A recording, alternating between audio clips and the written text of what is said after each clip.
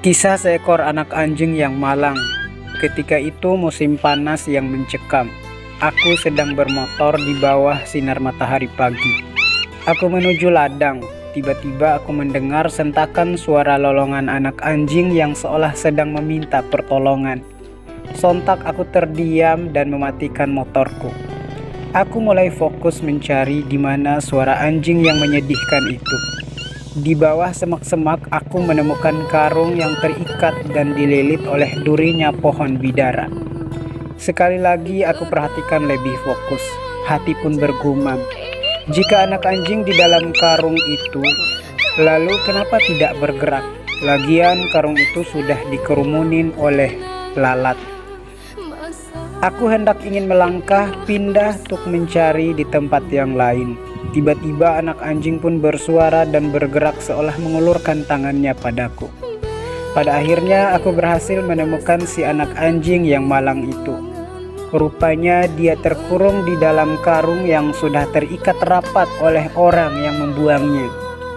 Aku pun berusaha menarik dan membuka karung tersebut. Gerombolan lalat kian meronta. Bau busuk semakin menyengat. Rupanya karung tersebut berisikan 2 ekor anak anjing. Satunya sudah mati, berulat dan busuk. Bahkan bola matanya sudah tercopot keluar dari tengkorak mukanya. Sedangkan anak anjing yang satunya masih hidup dan lemas. Mungkin karena haus dan kelaparan. Bahkan sekujur badannya pun sudah dikerumunin oleh ulat. Entahlah sudah berapa hari anjing itu dibuang oleh manusia yang begitu kejam. Aku pun bersegera mencarikannya air minum. Dengan tergesa-gesa dia meminum air tersebut beberapa tegukan. Aku membawanya ke pinggir sungai hendak memandikannya. Setelah si anjing kecil ini mendapatkan pertolongan pertama dengan seadanya. Rupanya dia mulai aktif dan suaranya pun mulai jelas.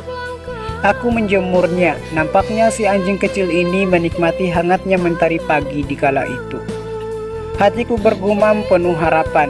Insya Allah anak anjing ini akan selamat dan tumbuh dewasa.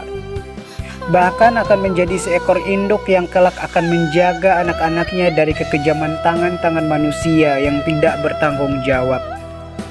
Kemudian aku membawa si anjing kecil ini menuju pondok kecil di ladang. Aku berniat memelihara dan membesarkannya di ladang saja. Sambil aku mengendarai motor dan aku tenteng karung berisikan si kecil yang malang itu.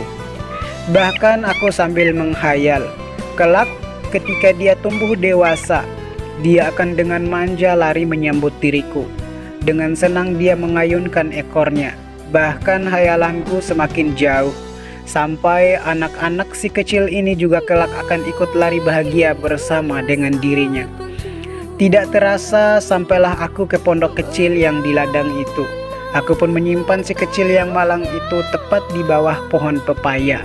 Sambil aku bongkar isi pondok, siapa tahu ada sedikit makanan yang mengobati rasa lapar si anjing kecil itu.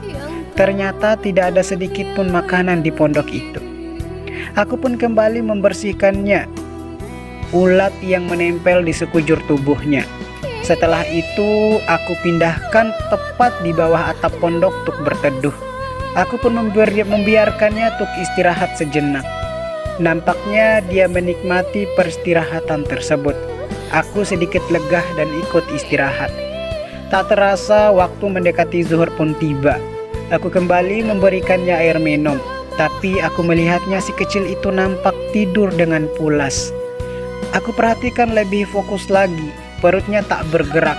Tanda akhir kehidupan seolah sudah menyita usia si kecil malang itu.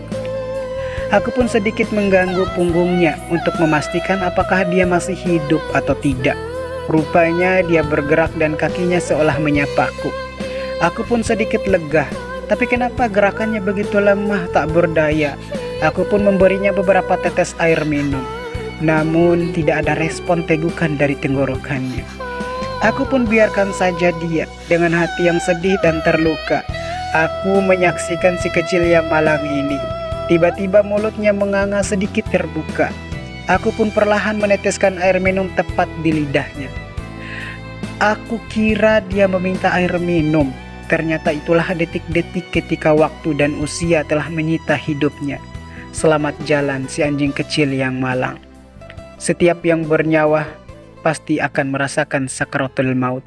Sesungguhnya kita berasal dari Allah dan akan kembali kepada Allah.